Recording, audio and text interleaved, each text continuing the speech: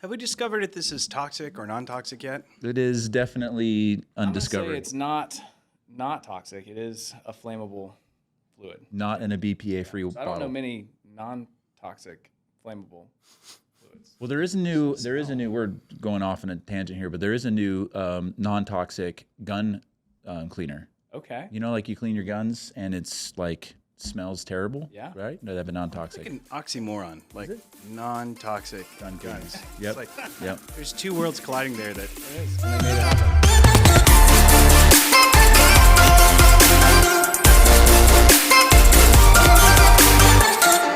Fireside Chats, Fireside Chats Season 5, Episode 103. 103 today. B. We've decided. Yes. B. Yeah. Part 2. Part 2. You're missing your job. Am I? Okay. You have one Fireside. job. We're doing it now. Fireside Chats, Fireside Chats. Season 3, Yeah. Episode 103. 103, Part 2. It's live. We're going. I do love your cup today, though. Thank you. Your cup choice I'm is glad great. you noticed. Yeah. This is me on my cup. Yeah. I don't know if I gave would have put that these- on Jason. no. I feel gave like- these to everybody on the leadership staff for Can I Christmas. see that again? Can I just take a look? Do it one more it's, time. it's a younger me. It's not you It looks like you at 12. It's because I'm clean When you shaven. got into- in a suit. in the suit, and I'm not Yeah. really. Okay. Today, Today on Fireside Chats, we have Kyle Wallace with the Wallace Group. the Wallace. Yeah, man. Wallace Group. Yeah. Wallace Group. Mm-hmm. We have, tell us about yourself a little bit here. So Keller Williams, like I wouldn't call you a new agent. I would call you a very experienced agent, but it's not like you've been doing this for 10 years. But with the amount of success that you've had over the last few years, it's pretty awesome. So I'm excited about having you here. Thank you. I think we're going to be able to grab a lot out of this. Yeah. Like there's a lot of lessons to be learned from what you've done jumping into this industry. When I look at the way that you do it, outside looking in, I think it's the way that most real estate agents should do it. It's a blueprint for building a pretty awesome business. So I'm excited about diving into this too. today. Yeah, this is it's gonna a be good good. one. And So there's Jason. and then there's And Jason. I'm here too. I just get to watch. We just get to watch. I don't think we need to introduce ourselves at this point with the success of the show. No, and People know. with both of our friends. I mean, my people parents already know who who we I are. am. I don't know if we have to introduce ourselves anymore. My parents know who I am as well. Yeah. Yeah. So one day Sammy's gonna watch. Husband and wife team. Tell us about yourself, man. So pastor to real estate agents. Give us like a 2-minute overview of kind of where you came from and where we are today. Okay. Yeah. So the this words of is Kyle. Yeah, 2023. This is 7th full year in the business. Okay. So I mean, I'm not really good at math right now, other than percentages. Yeah. So the actual year I started, I can't exactly remember, but first year in real estate, 6.5 million in volume. Billion. Billion. Billion. B. Billion. I heard B there. That's a big number. in your first year. Million. 6.5 million Yes. in volume. 18 transactions. I was rookie of the year in the Keller Williams office. I was Actually, out at the really good year Yeah. for your first year. Yeah, and I mean, especially going back to when that was. It was like, I think it was 2016. Yeah. I think, I believe. So, and then just continued to grow. And the best thing that happened was something that had been just a desire and prayer of mine for a long time. Was for my wife to be able to come into the business with me. I thought you started together. Okay. I was alone for a couple of years. Okay. And then year 3, she called me, and we were pregnant with our fourth, In that range? fifth, something like that. Yeah. Third or fourth. We have 4. Gosh, we just talked about this last week. I think it was our 4th that we were pregnant with. It was our 4th. Pregnant with Luke, and she calls me and said, "Hey, I can't do this again." She was a nurse. She was a nurse, yeah. So I was kind of like, "What? That's kind of a blanket statement. We're having this baby. What are you talking about here?" And she's like, "I can't be a nurse and flip patients over and do this for 8.5 months. I'm done. I'm spent." And at that time, had some moderate success in the business, but there's always that kind of fear of like, Yeah. you got your You're wife, 3 years in. solid W-2, solid career. Right. And we said, "Hey, let's just trust God in this, and why don't you come home?" So she did, and man, she took about a year off and was just a pregnant lady that was living her Amazing. best She life. might be watching, so amazing. No. Yeah, like She was one of the she- best ever, we right? talk about Yes. this. She just enjoyed being pregnant and not having anything to do. And so she worked on getting her license and a few things, but really it was about a year after we made that decision that she came in, and she's a force to be reckoned with. And we complement each other in different ways. Her strengths and my strengths are two different things. Hired a good coach, established lanes, my lane, her lane. And when we did that, I mean, we just saw crazy growth. So we went from 6.5 to 9.9 to 12.5. So it wasn't a big jump that year. And then we jumped to like 20 and then 48.5 million. And then last year we finished with 100 transactions, 80 million in volume. It's amazing. So 7 years in, $0 to $80 million in volume. Mm-hmm. I feel like that's a pretty good story for anybody to pay attention to. Yeah. Okay, man. So I like this question a lot. We talked about this, and this is one that I'm really interested in because I relocated, right? And I think there's a lot of lessons to be learned in that. So if you were to have to, I would love to just jump right into that, right? Like, so if you had to get relocated to Texas for one reason or another, and you're starting over, you know now. You're 7 years in the business. You know a lot. You know what works, what doesn't work.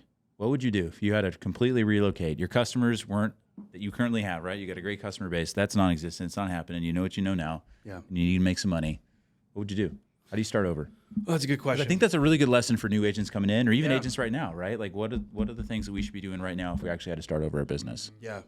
So I would say, one, stop asking questions to people that you don't want to replicate after. So I think I need more there. So Stop asking questions to people that you don't want to replicate. Yes. Okay. Yeah. So I think we ask these blanket statements on forums where we aren't seeing anything, for instance, right? Like there might be somebody who says, oh, we do, 300 million and 4,000 transactions a year and all of this stuff, right? Okay. But their home life, their marriage might be a mess. Their kids can't stand them. They have no stability at all whatsoever. And most importantly, a lot of times you see these guys and their profit margins are next to nothing. So they're living paycheck to paycheck, putting up these big numbers. Everybody wants to talk to them, but realistically, I know a few of those. yeah, Doing well. it's true. Yeah. But realistically, in terms of building a life worth living, they have nothing to show for it. Or a lot of times, and I love Keller Williams. Keller Williams is amazing. I've been with KW my entire career. And I think that there also can be a paralysis with getting stuck in learning instead of going out and doing. Yep. And there's this idea that whenever you get started in the business, that you need to have all your marketing like to a T. You got to have your branding, you got to have your business cards. Like, what does every new agent do? I got to design my logo. Got to get my business cards. And realistically, it's like, you got to go out and build some relationships. Yeah. You got to build some rapport. You got to learn the market and come from contribution. And so, the number one question I think a lot of agents ask is, where do you get leads? How are you doing business? And I'm happy to say we've done a couple of like paid lead type of stuff, but we actually just canceled all of it. Yeah. And we only did it for like 12 months. And what we realized is, gosh, less than like 5% of our total business was coming from paid lead sources. And you probably didn't like the leads either. No, they just weren't great quality. So, I guess that was a roundabout way to answer your question, but to me, it's quit listening to the noise of what everybody says that you should do. Okay. And, the best businesses are the ones that identify the problem, meet the need, and create a culture worth following. And so if you can do that, you can go into any market, any situation. And because that's the beauty of real estate. Our problems 12 months ago are not our problems today. Right. We were just talking about that. Yeah. So it's really one of those things where the best skill that you can learn in this industry, just period, is be a problem solver. Like, have that mentality where everything you go to do, don't get frustrated that the problem changes. Right. Get excited that there's a new problem to solve. Well, they say money exchanges hands when problems are solved. Yep. And so if you can find out how to solve other people's problems, that's how you can build the capital that you'll need whenever you're starting in a new city. Yeah. That's good. I like that a lot. Good. I know. All right, let's go. That's it. That's the show. Wrap it up, man. Thanks, guys. It's been real. Okay, cool. So you guys are your team now. You have two buyer agent. You have a listing agent, right? So she's handling one. Jen's handling. So we have listings, and then you have the buyer agent. So tell me the team dynamic. That's a question I get a lot, at least on the mortgage side. Yep. When I'm talking with someone, they're like, "What does your team do? How does it work? What does it look like? Who's doing what?" So you've elevated to a place now where you're not in the weeds per se, right? Showing property like you were. So how do you transition into that? And what's the team doing right now? What does that look like? Yeah, that's a good question. we run just a very different model. I mean, I even hesitate to say that we have a team, because the word team in the real estate industry is completely different than what we usually do. So basically, Casey and I have built based on relationship. And you mentioned, I was a pastor for a number of years, and so we kind of carried that over. And so it's really important. I think we had mentioned in conversation before, like, what's the biggest mistake? What's the best thing you did? We're gonna get there. Yeah. And I don't want to jump into that too quickly, but it's actually the same thing that I've done, and it's around teams. Sure. So our team right now consists of, my lane is sales. Casey's lane is more, back of house marketing, relationship building. Sure. I hate to say director of operations, because we do have a director of ops, but we kind of joke like she's the highest paid ISA. But she kind of nurtures the leads. She warms them up, creates a relationship, introduces the look and feel for the Wallace Group, like the family, right? Because I think if you looked at it, it's more like a family. Yes, absolutely. So and that's a great thing, to even talk about, because when she got her license, there was this pressure that we kind of felt of like, okay, well, I'm going to tackle sales and you're going to tackle sales, and we're going to, and really it was, no, your strength is building relationships, and she can build relationships online. Like, she doesn't have to be belly to belly. I struggle with like text, and I'm probably too abrupt on. There's not enough feel. She's so good at feeling out the relationship and meeting needs, even. And so when somebody gets on the phone with her for the first time, it's like, you're amazing, and I want to be your best friend, type of thing. Which I love that about her. So it was like identifying, hey, this is your strength. Go for this. This is you. Let me handle, I know the numbers, contract side. So I run sales. She runs relationship building, marketing side. Under me, we have 2 agents. Both their names are Jen, interchangeable. We're trying to have, we're trying to be on the be on the Wallace Group. You have to be a former pastor or an RN, which both of them, Jen McDowell was a former children's pastor, and Jen Mullings is a former RN. So Casey was an RN. Got it. All right. No, jokingly, like, it's just kind of funny. That's how it ended up. But and also have to be rookie of the year. Yes, true.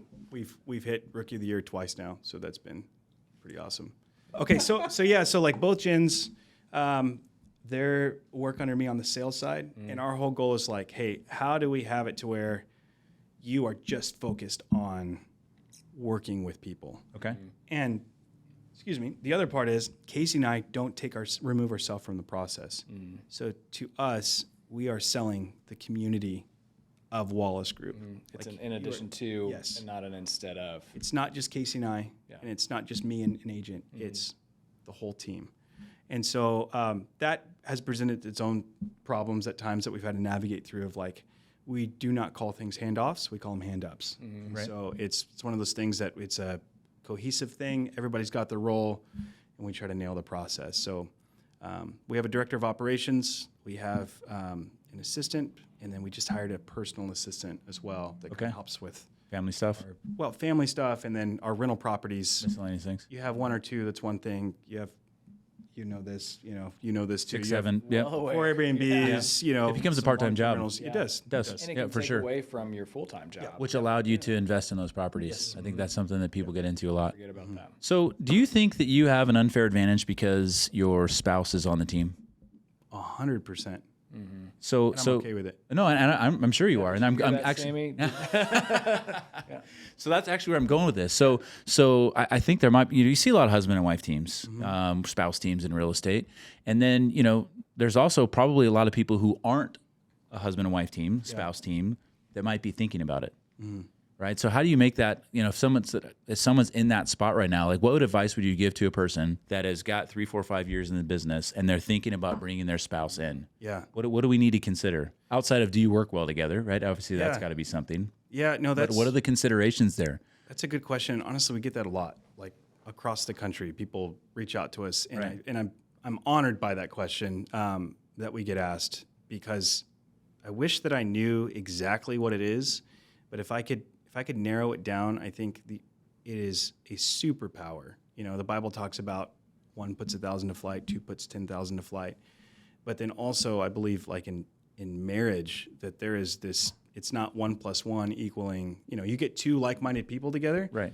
And 1 + 1 can equal 3 or 4, right? I feel like in marriage, 1 + 1 can equal 8 to 10. Agreed. Like if you are really rowing in the right direction. So I think the pitfalls that people run into is sometimes you have extremely high-driven individuals, Right. and then the spouse is far more of a neutral, laid-back, not a high driver. There might be some tension there. Fortunately, my wife is wired the same way that I am, so we row hard in the same Together, direction. But we had to clearly establish lanes, and so that's our kind of our stress word that we'll say of like, hey, I love you. You're getting over into my lane. Like, remember, this is my lane. This is your lane. When we respected that, man, it's like it just took off. Okay. And yeah, Are there other boundaries that you think that a couple, husband and wife, the team needs to put into place? I think Like, there's do a you lot. pull business conversations out of the household? Is it hard to always be talking about business at home? Because it could be a strength and a weakness. You can have more hours in the day Yeah. because your, household lifestyle, your quality of life, you're with your spouse more than most people are whenever they're at work. Yeah. You get so that that can be feeling an of always on. If there's a drawback from it, what would it be? Does that make sense? You see where I'm going with Yeah, that? no, Like if you were to absolutely. say some negative things, and I'm not trying to say it is a negative thing. No, but this is a great These question. are all things for people to be aware of because I got to think that a lot of people consider this. Yeah, so we actually just started a podcast, and we just did a whole podcast on this. Oh. And Well, it was a great shoot, idea. let's- Great idea. We'll just put this out. This one's going to be better. Now that you did the first one, you know what went wrong. Let's make sure you nail this question. Yeah, no. So, like on that podcast, we talked about husband and wife, team, and how this works, and this exact question came up. Like, how do you separate? The fact is, we do have 4 kids, and if we have a discrepancy at work or we don't agree on something, and that is a daily occurrence. There is going to be when you have 2 stubborn people that love to row hard, like there's going to be some, no, we need to go this direction. No, we need to go this direction. So I think that our faith, one, plays a huge part into, You have a playbook. yes, it's like, how do we humble ourselves and understand that our job is to serve one another? 1. 2, I don't look at it as a downfall. Like we talk about, now we're not sitting there talking about what we're doing with a listing or what we're doing with a buyer situation in front of our kids, but we involve them on dreams, like Dreaming we about the talk business. about, Yeah. hey, this is why we're doing this. This is why we're saving up and purchasing this Airbnb property, or whatever it is. Like I want my kids to be a part of that. So I feel like, is it something that we have trouble unplugging from? In a way, But is that yes, a bad but I thing? don't look at it as a bad thing. I think that my life is so cohesive that work, marriage, my faith, it all blends together. I don't see a separation or a need to separate. Now, I see a need to rest. And that's something that I have to work on, that we have to work on collectively as a family. Yeah. But separation, I don't ever want to just like turn it off. And Okay.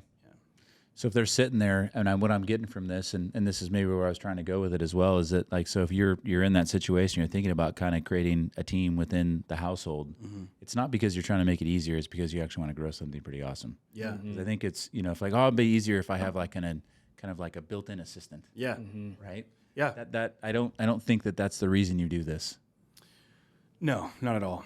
I do this because I adore my wife, like, and I love my life that I have. And Like, it wouldn't work that's- if you didn't feel that way. No, like I like sharing things with her. So like just this journey of business, this journey of building an investment portfolio, this journey of like building a legacy for our kids. I don't have to go to work, do my thing, say, hey, as long as there's money coming in, just let me do my thing. It's how are we doing this together? That to me, it's not for everybody, and I understand that, but to me, like that is it. Like that is the goal. That is life. No matter what I'm doing, if I get to do that with her, it's pretty special. Love it. Well, and that's how you go from 12 to 20 to 80 to Yeah. who knows what. Because imagine if you're doing those things and it's at the cost Yeah. of your family life versus this is a part of it and we get to enjoy it We're together. growing it. Yeah, total opposite end of the spectrum. Speaking of production growth, so we're in a market that has shifted. Yeah. Right. I feel like that's the term, right? It was Shifted. Yeah. It's already done it. Yeah. It's overused. Hey, we're in a shifting market now. But so we are. Where does you come off an $80 million a year, right? Which is extreme success in the real estate industry. Where do you find the motivation to keep going after that and keep building? Right? How do you find that energy to stay charging forward, right? When you've had the success, as opposed to a lot of people kind of just sit back and Oof, that was fun. I'm amazing. My ego's pretty big. How do you keep growing? And then within that, the second question would be, where's the team going? Right. So right now, what are you focused on for that like next growth step within the business? Yeah, that's a really good question. I don't. This isn't like a pat on the back. It's just the way that I'm wired. I don't think I'm ever going to have to worry about drive. So like if it's just in you. If we have an $80 million a year, it's like, how do we get to 100? Now the market has shifted. The way that we marketed business, where business came from, is shifting drastically. So I can guarantee we are not going to have an. Are you talking about the relocations specifically, or is that a lot else? of. I mean, we kind of specialized, and your team did some loans for us last year. Yeah. I mean, we did a lot of. We were kind of the opposite of what the good business model is, where like 80 to 85% of our 100 transactions were buyers. And of that, probably 70% of them were from California. They're all future sellers now. Yeah. And that's the thing, we look at, and it's like, hey, it'll balance out. Right now, like, this is our bread and butter. We found a groove here. We have this process down. I feel like I don't feel like there's anybody in the business that did the buyer side better than us.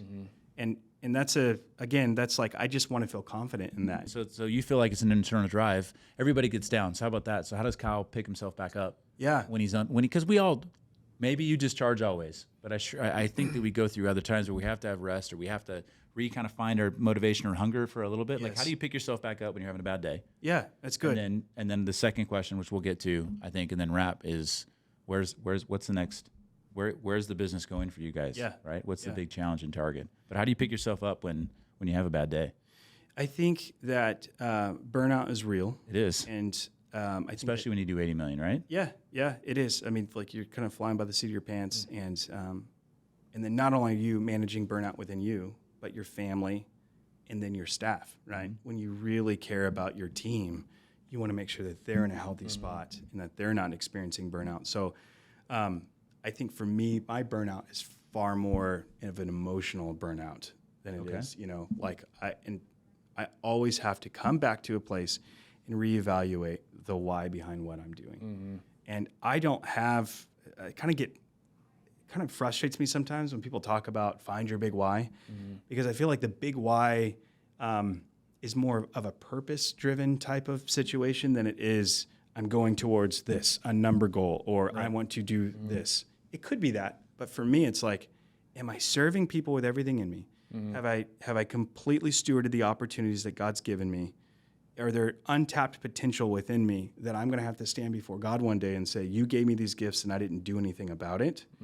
And those things, to me, are what drive me every day to be better. Yeah. Whenever I'm feeling a lack of motivation, I just know it's because I'm tired. I'm emotionally worn out. And so I have to give myself permission and say, hey, it's not lazy to say, I got to turn off my phone and go golfing. It's not lazy to say, I'm going to go escape to the lake for a couple of days and I'm going to turn off my phone. Yeah. There's certain things, but I think when there's failure to kind of communicate that with your team and to model That's that good. with them. Communicating that with the team. Yeah. So letting them know where you're at. I think sometimes we feel like we have to put on this show. Yep. Right? And you have to maintain the show, but actually being real and saying, hey, look, like, I need you to cover me. Yeah. I need some rest so that I can get back to where the team needs me to be. Yeah. And having the real comment. Yeah. I like it. You got to find what fuels you too, like business fuels you, but it's what fuels you and what gives you rest. And I think clearly identifying that, I'm trying to be better at that. It makes me a better dad. It makes me a better husband. It just makes me a better man to kind of know what my limits are. Yeah. Okay. Those things. So What are you guys focused on right now? Where's the focus of the team, the direction, without giving away trade secrets? Yeah. No. Did you back away from Ramsey leads then? Or are you still doing that? That was I just threw that curveball there, but I heard you say we did paid leads, So, and Ramsey is a form of paid leads. I know you're doing some of those. So we did, and to be honest with you, like, dude, I think that, I've had this conversation many times. I think like the Billy Grahams of life get like this, man, they're gonna have a special crown in their or jewel in their crown, type of thing for like. And I think that financial literacy in the Christian community is something that lacks so much. Agreed. So I respect so much. He's a very polarizing individual, but I respect what Dave has done.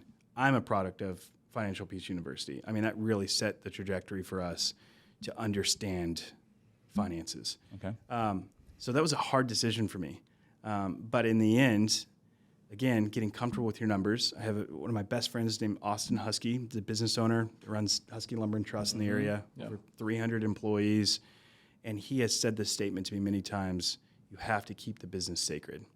And so even though I really enjoyed, the culture and what they stand for at Ramsey, I had to look and say, man, for me, the numbers didn't shake out. The amount of effort that I'm having to put into, the amount of money I'm having to put into, am I actually stewarding the marketing budget? I can still stand for, having people, financial literacy, pushing their products outside of it. Sacred. Okay. Have to keep the business sacred. Got to keep the business sacred. Like, what does he mean when he says that? Expand on that a little bit. I love these little phrases that we hear, right? We hear these little phrases, and these phrases, when people say things like that, it's almost like a core. Like if you had your 10 commandments or the mission statement or it's something that means something significant to an individual, so much so that it guides their business. Yeah. So when he says that, when you say that, break that down. How do you implement that? Keep the business sacred, and I'll piggyback on that with something that I say of your strengths. Your greatest strengths are also your greatest weaknesses. Okay. And so I feel like with that, keeping the business sacred, if you're operating in your strengths, my strengths is relationship building. I love relationships. I love to take care of people. At my core, I am a pastor, just a pastor in the real estate industry. Okay. So I love to take care of people. The problem is whenever I become so loyal to an idea that I'm not keeping the business sacred. Mm-hmm. So I can say, man, I really love what they stand for, but then I'm at the expense of, am I really stewarding my marketing budget? Am I maximizing? I have